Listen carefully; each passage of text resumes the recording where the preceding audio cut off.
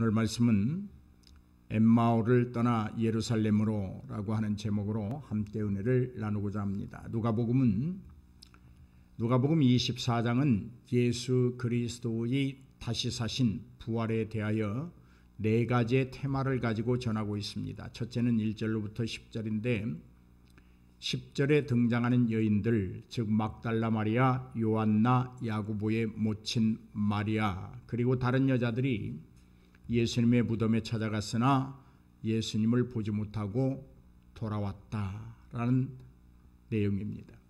둘째는 11절로 12절인데 이 여인들이 전해주는 소식을 듣고 다른 제자들은 믿지 아니하였습니다. 그러나 베드로만이 무덤에 달려가 보았습니다.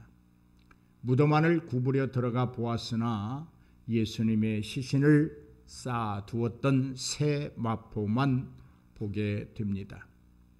그 뒷일을 보고 베드로가 놀라 집으로 돌아갔다는 이야기입니다. 세 번째는 13절로 35절인데 글로바와 또 다른 제자가 낙심하여 엠마오 마을로 가다가 예수님을 만나고 다시 예루살렘으로 돌아가는 그런 기사입니다. 마지막으로는 36절로 53절인데 부활하신 예수님이 11 제자에게 나타나시고 다수의 사람이 보는 데서 승천하셨다고 기록하고 있습니다. 여러분, 첫 번째, 두 번째 테마는 여인들이나 베드로가 무덤에 누워 있어야 할 예수님을 보지 못하였다. 그런데 이 여인들에겐 특별히 흰 옷 입은 천사가 전해주는 소리를 듣게 되었다. 그것은 왜 살아난 자를 죽은 자 가운데서 찾느냐라고 하는 말입니다. 베드로는 새 마포만 보았다. 그렇게 부활을 말하고 있고, 세 번째와 네 번째는 무덤에서는 만나지 못했던 그 예수님이 부활하셔서 자신을 다수의 사람들에게 나타내 보이시고 승천하셨다. 그런 이야기입니다. 예수님의 부활이 있었던 그날 제자들 중 두 사람이 엠마오로 내려가고 있습니다. 예루살렘에서 엠마오의 길을 성경은 대략 10km 정도의 거리라고 말하고 있습니다. 두 사람이 나누는 주된 이야기가 지금 예루살렘에서 일어난 일들입니다. 예수가 죽었다는 이야기입니다. 무덤에 찾아갔던 여인들이 예수를 보지 못하고 돌아왔다는 이야기입니다. 무덤에서 흰 옷을 입은 청년이 전해준 이야기는 살아있는 자를 왜 죽은 자 가운데서 찾느냐라고 여인들에게 하더라던 이야기입니다. 이들은 고개를 갸웃거리면서 지금 내려가고 있습니다. 아마 둘은 이렇게 말했을 거예요. 아니야, 어쩌면 그 말이 맞을지도 몰라. 베드로가 가서 보았는데 예수의 시신이 없더래. 그 여인들이 전한 말하고 맞잖아. 그런데 베드로는 그것을 보고 낙심해서 집으로 내려갔대. 한 사람이 그렇게 말합니다. 정말 그럴까? 우리가 십자가에 달리신 예수, 그리고 확실하게 죽은 예수, 무덤에 가다 두었던 예수를 보았는데, 그리고 그 무덤을 막고 있는 돌이 얼마나 큰 돌이야. 그런데 그것을 사람의 힘으로 옮겼다는 게 이해가 돼? 그리고 죽은 자가 다시 살아난다는 것이 난 아직도 믿어지지가 않아. 살아났다면 지금 우리 앞에 있어야지. 아마 이런 이야기를 나누면서 가고 있었을 거예요. 그런데 성경은 그렇게 말을 해요. 그들의 얼굴에는 슬픈 빛이 띄어 있었다. 낙심하고 돌아가는 거예요. 예수님의 그 말씀을 믿어 받아들이지 못하고 있는 거예요. 내가 다시 살아난다. 그리고 너희보다 먼저 갈릴리에 가 있을 것이다. 부활한 나를 만나려거든 무슨 말이에요? 갈릴리로 와라, 그런 말이거든. 믿을 수 없었어. 자기들이 희생하면서 따라다녔던 것들이 허무하다고 느껴졌어요. 그래서 얼굴빛이 슬픈 빛을 뜨고 그들은 집으로 돌아가고 있습니다. 사랑하는 여러분, 엠마오로 가는 이 두 사람이 누구입니까? 이들은 예수님의 복음을 들은 자들입니다. 자신들의 눈으로 직접 기적의 사건들을 본 사람들입니다. 제자들과 사람들 속에 끼어서 부딪혀 가면서 예수님을 따르는 것이 즐겁고 행복했던 사람들입니다. 예수님이 믿음직스럽게 보였던 사람들입니다. 예수님을 믿을 수 있고 따를 수 있는 분이라고 확신했던 사람들입니다. 이들은 또한 금방 무엇인가가 이루어지고 손에 잡힐 줄, 누릴 수 있는 무엇인가가 주어질 줄 알았던 사람입니다. 이렇게 말할 수 있겠죠. 나름대로 믿는다고 우쭐대기도 하고 자랑도 했던 사람입니다. 나는 이 많은 사람들 가운데 저들보다 좀 더 나은 믿음을 가지고 있어. 좀 더 헌신하고 있어. 좀 더 충성하고 있어. 우쭐대던 사람들이었을 거예요.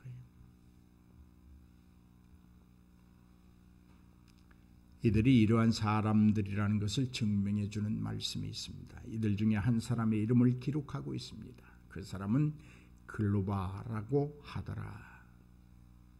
이들이 예수님이 다가와 함께 걷고 계시지만 이들은 알아보지 못했습니다. 그들이 서로 이야기하며 문의할 때에 예수께서 가까이 이르러 그들과 동행하시나 그인 줄 알아보지 못했다. 성경은 그렇게 말하고 있습니다. 그런데 본문은 이들이 알아보지 못한 이유에 대하여 그들의 눈이 가려져 있었다. 아무리 예수님을 많이 따르고 오래 따라도 눈이 가려워진 상태에서는 올고전 신앙생활을 하기 어려워요. 예수를 예수로 바라볼 수가 없어요. 예수가 하나님이시요 그 하나님이 죽음을 이기고 부활하셨다고 하는 이 사실을 느끼지 못해요. 말은 할 수 있어요. 여러분, 이들이 눈이 가려워졌다, 예수님을 알아보지 못했다. 왜 계시는데, 왜 옆에 계시는데 보지 못하는 것일까? 예수님이 나와 지금 옆에 계시고 나와 동행하고 있는데 왜 보지 못하고 낙심하고 절망하고 얼굴에 그냥 그 슬픔의 빛이 가득한 모습이었을까? 믿음이 부족해서일까? 아니면 자신들의 기대가 무너졌기 때문일까? 그것도 아니라면 눈앞의 일들에 대한 마음이 혼란스럽기 때문일까? 대단히 궁금한 점이에요. 이 점에 대해서 우리는 다음에 기회가 있으면 심도 있게 묵상하게 보기로 하겠습니다. 어떠한 이유에서든 지금 이들에게서 찾아낼 수 있는 것은 부활하신 예수님이 그들과 함께 걷고 계시는데 옆에 계심에 대하여 인정하지 않고 있다는 것입니다. 하나님은 영이십니다. 우리의 눈에는 보이지 않습니다. 손으로 만질 수도 없습니다. 우리가 붙잡아 두려고 한다고 해서 그분이 우리에게 붙들림 당하시는 분도 아닙니다.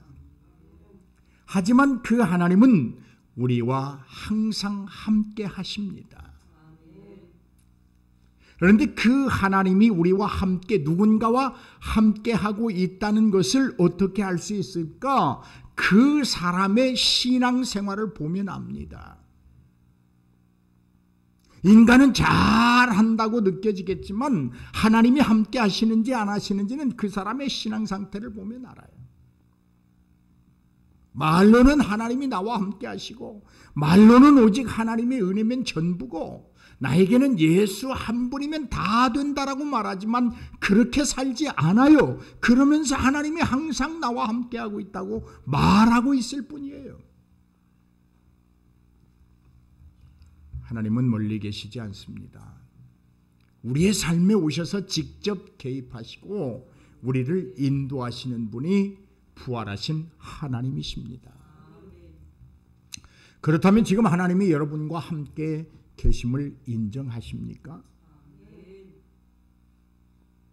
어떤 이에게는 하나님이 인정을 받습니다. 물론 우리가 하나님을 인정한다고 해서 그분이 하나님 되시는 것은 아닙니다. 우리의 삶 속에 하나님이 개입하시고 인도하신다는 것을 인정하지 않는다고 할지라도 그분은 영원히 우리의 하나님이시고 멀리 계시지 아니하시고 우리와 지금도 동행하시는 분이십니다. 우리가 인정을 하느냐, 하나님을 하나님으로 인정하느냐, 하나님이 나와 함께 동행하고 있음을 인정하느냐, 그건 아무 의미가 없어요. 하나님은 어떠한 여건 속에서도 어떠한 상황 속에서도 당신이 핏값을 주고 산 그들과 함께 하십니다. 하나님은 아무런 이유 없이 사랑 하나만으로 우리 곁에 계십니다. 우리의 하나님이 되시려고 우리 곁에 오셨습니다. 당신의 백성을 삼으려고 우리에게 오셨습니다. 우리에게서 영광을 취하시려고 우리 곁에 계시고 유일하신 한 분 하나님이 되시려고 우리 곁에 계시는 분, 그분이 부활하신 하나님이요, 부활하신 예수님이요, 부활하신 성령 하나님이십니다. 그러므로 우리는 부활하신 하나님이 오늘 나와 함께 동행한다고 고백하고 기도하고 간청한다면 하나님이 나와 동행하는 사람처럼 살아야 합니다. 그렇게 신앙생활을 해야 됩니다. 신앙생활이라고 하는 것은 말이 아닙니다. 실천입니다. 행동입니다. 말이 앞서면 실수하게 돼 있어요.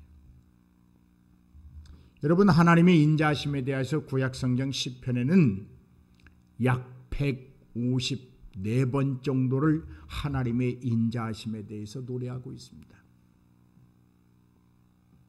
하나님의 인자하심은 우리가 생각하는 자애로움, 그것이 아닙니다. 하나님은 하나님의 인자하심이라고 하는 것은 하나님은 자신의 언약에 대하여 인자하십니다. 이 말이 무슨 말입니까? 신실하시다는 말입니다. 끝까지 책임지는 하나님의 끝없는 사랑을 우리는 하나님의 인자하심이다, 그렇게 말하는 거예요. 하나님은 인자하심으로 자애로움과 신실하심으로 우리를 사랑하십니다. 혹시 예수님이 동행하심을 알아보지 못하는 글로바와 다른 한 사람의 모습이 여러분 오늘 우리의 모습과 유사하지 않습니까? 나는 이 설교를 일주일 전에 준비하면서 우리의 모습과 어쩜 이렇게 닮았을까?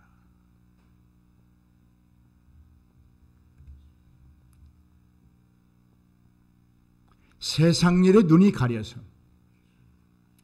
마음이 혼란에 빠져서 아직도 예수 그리스도의 부활이 사실일까 갈등하기 때문에 하나님이 내 곁에서 나를 채근하고 계시고 당신의 거룩한 백성을 만들어 가신다고 하는 이 사실을 어두운 눈 때문에, 병든 눈 때문에, 악한 눈 때문에 보지 못하고 알지 못함으로 자신의 몸마저도 밝히지 못하는 그런 눈 때문에는 아닐까, 그렇게 생각해 봤습니다. 주님은 이렇게 말씀하십니다. 누가복음 11장 34절에 내 몸의 등불은 눈이다. 내 눈이 성하면 내 몸이 밝을 것이고 만일 내 눈이 나쁘면 내 몸도 당연히 어두울 것이다.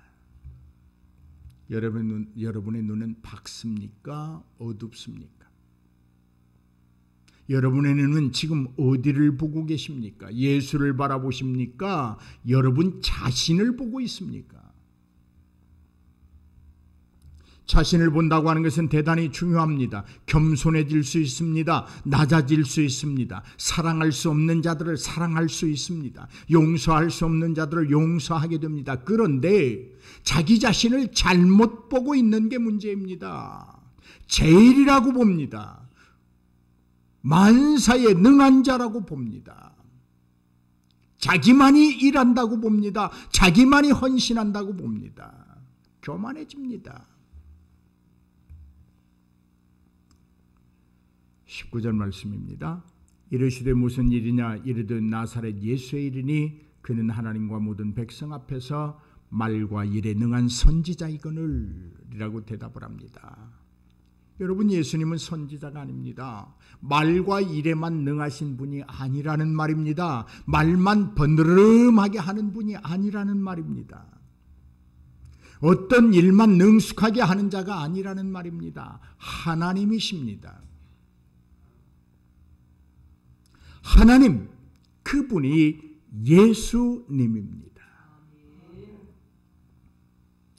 십자가에서 죽으신 분, 그분이 하나님이시라는 말입니다. 무덤에 죽음을 이기고 살아나신 분, 부활하신 분이 하나님이시요 예수님이시요 성령 하나님이라는 말입니다. 선지자가 아닙니다. 말만 달콤하게 하는 자가 아닙니다. 말만 그저 그냥 은혜스럽게 하는 자가 아닙니다. 말과 일에만 능하신 선지자가 아닙니다. 하나님의 실체입니다. 우리의 구속주 예수 그리스도입니다. 21절 상반절 말씀입니다. 우리는 이 사람이 이스라엘을 속량할 자라고 바라노라. 하나님의 실체를 알지 못하는 무지의 믿음이었습니다. 하나님은 당신이 모든 영광을 버리고 이 땅에 오셨지만 선지자로 오신 것이 아니라 구속주로 오셨습니다. 하나님은 말과 일을 통하여 자신을 말하려 하지 않습니다. 말로만 하지 않습니다. 어떤 일을 통해서 하지 않습니다. 그것은 하나의 과정에 불과합니다. 하나님께 나아가는 길은 이런 길이라고 제시하실 뿐입니다. 하지만 하나님은 언제나 당신 자신을 강조하십니다. 나는 너희의 하나님이야. 너희는 나의 백성이야.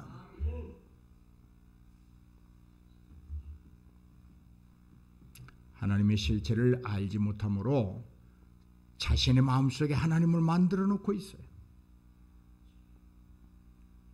자기가 지금 하나님 앞에서 가장 옳은 길을 가고 있다고 생각해요.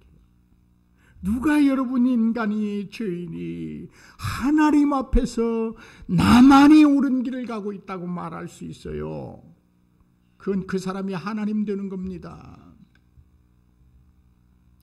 그런데 수많은 사람들이 그 올무에 걸려요.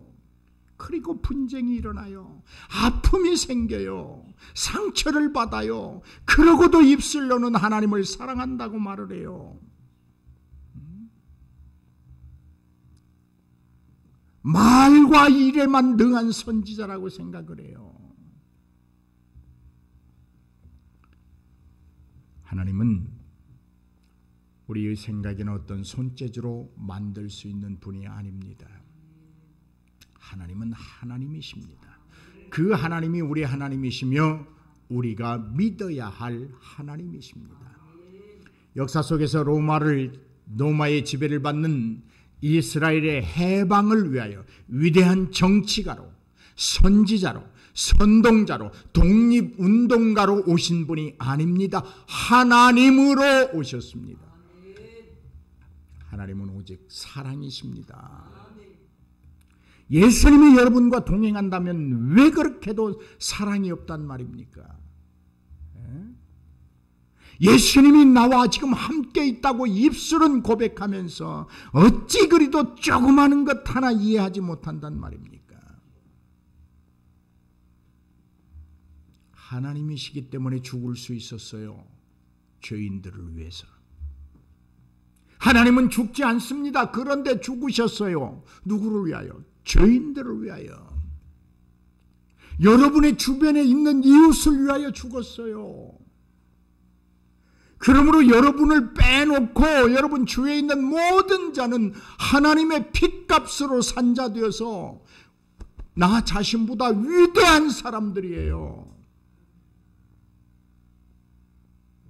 어쩌면 하나님은 나를 천하게 여길지언정 내 주변에 있는 자들은 높게 귀하게 여기는 줄로 믿습니다.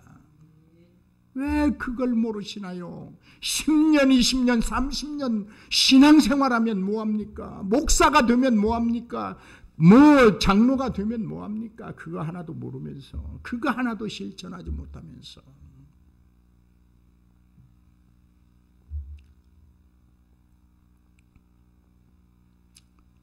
하나님은 한 민족의 역사적 현실의 해방자가 아니라 죄인의 나라에 볼모로 잡혀있던 그리고 영생을 잃어버렸던 죄인들을 구원하시는 분이십니다.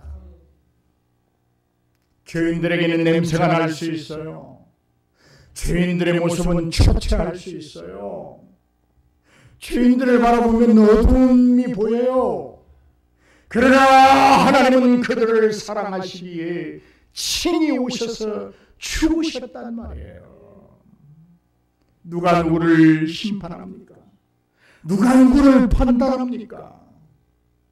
심판주는 하나님이시요 판단할 자는 오직 하나님밖에 없습니다. 월권하지 마세요. 하나님의 절대적인 권역을 침범하지 마십시오.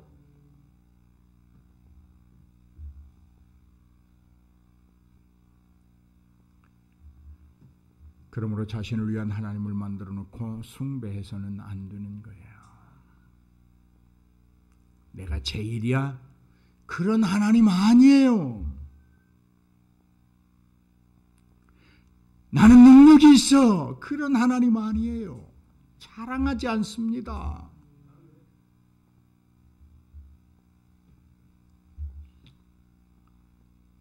(21절) 하반절 말씀입니다. 이뿐 아니라 이 일이 일어난 지가 사흘째다.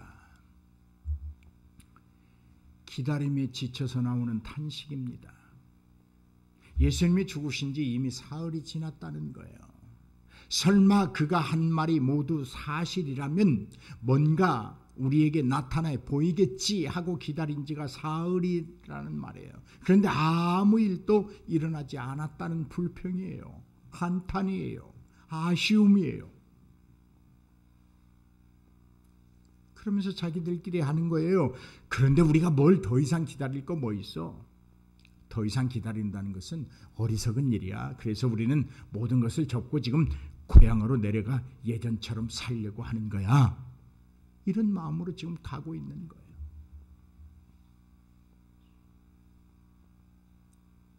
사랑하는 여러분, 여러분의 믿음에, 여러분의 신앙생활에 변화의 기미가 보이지 않습니까? 나아질 것이라는 확신이 들지 않습니까? 하나님의 언약이 자신에게선 일어나지 않는 것처럼 느껴지신다고요? 그렇다면 지금 절대적인 신앙의 위기를 맞고 있는 겁니다. 엠마오에는 답이 없습니다. 우리 눈에 뵈는 것으로는 답을 얻지 못합니다. 우리 눈으로 판단하는 것으로 답을 얻어서는 안 됩니다. 손에 잡히는 것으로 답을 얻으려 하지 마십시오. 누가 얼마나 봉사하고 누가 얼마나 헌신하는 것 때문에 어떤 답을 얻으려고 한다고 하면 실패합니다. 답은 부활하신 예수님을 만나면 됩니다. 의심도, 불평도, 불안도, 분열도, 시기도, 낙담도, 아쉬움도, 미움도, 눈에 보이는 것도, 손에 잡히는 것도 그것들로는 답이 될 수 없고 작은 것 하나마저도 해결할 수 없습니다. 오직 부활하신 예수님을 보십시오. 그 부활하신 예수님이 지금도 여러분과 동행하고 계십니다. 그 예수님을 보십시오. 부활하신 주님, 우리의 눈을 열어 보게 하여 주옵소서. 부활하신 주님, 원하옵나니 찾아오셔서 우리에게 보여 주옵소서.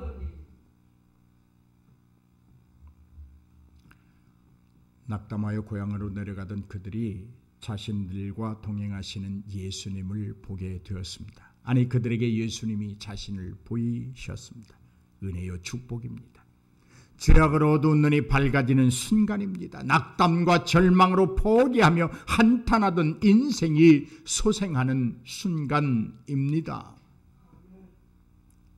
그들이 예수님을 관건하여 자기들과 함께 유하기를 간청합니다. 예수님이 이에 응답하시고 그들과 함께 음식을 잡수십니다. 예수님이 떡을 가지사 축사하시고 떼어 그들에게 줍니다. 기적이 일어납니다. 어둠이 사라집니다. 사흘이 지나도록 기다렸던 일들이 순식간에 일어났습니다. 그들의 눈이 밝아져 그가 부활하신 예수인 줄을 알아보았다. 예수님이 답이에요.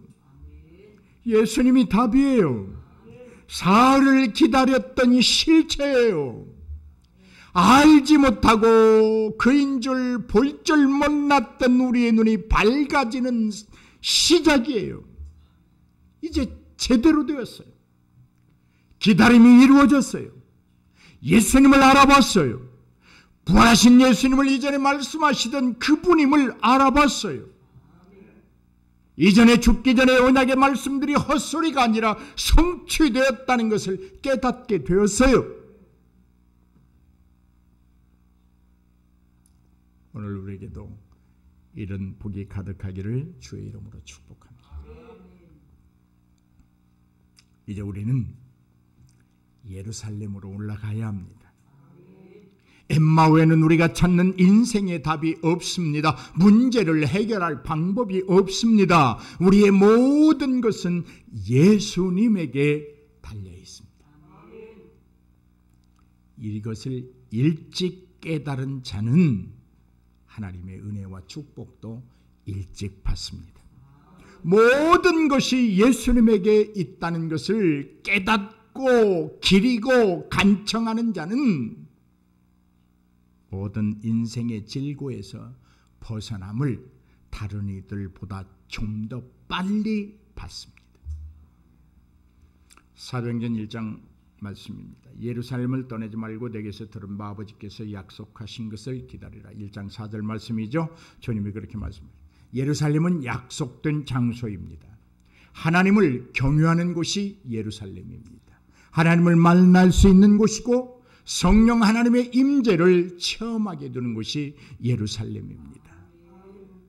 그 예루살렘을 오늘 우리는 교회라고 말하고 있습니다. 예수님께 대답이 있다면 예수님이 머무시는 곳, 예수님이 역사하시는 곳, 예수님이 말씀하시는 곳, 곧 그 예루살렘, 그 교회에 돌아올 때 답이 있습니다. 예루살렘은 주님이 주인 되시는 곳입니다. 교회의 주인은 제가 아닙니다. 유목사가 아닙니다. 교회의 주인은 여러분 누구도 아니에요. 오직 예수님이에요. 우리는 그분의 종일 뿐이에요. 종이 왜 그렇게 시끄럽습니까? 종이 왜 그렇게 떠들어댑니까? 종이 왜 그렇게 주인의 마음을 아프게 합니까? 여러분, 대통령의 경호원들이 대통령이 있는 곳에 언제나 있어야 하듯이 주인 되신 부활하신 주님이 계시는 곳에 그분의 종들인 우리가 없다면 이는 직무유기일 것입니다. 근무지 이탈입니다. 병사로 말하면 탈영병이에요. 자신의 권리를 방임하는 자로서 반드시 책임을 묻게 될 것입니다. 우리는 그분의 종입니다. 그분이 주인입니다.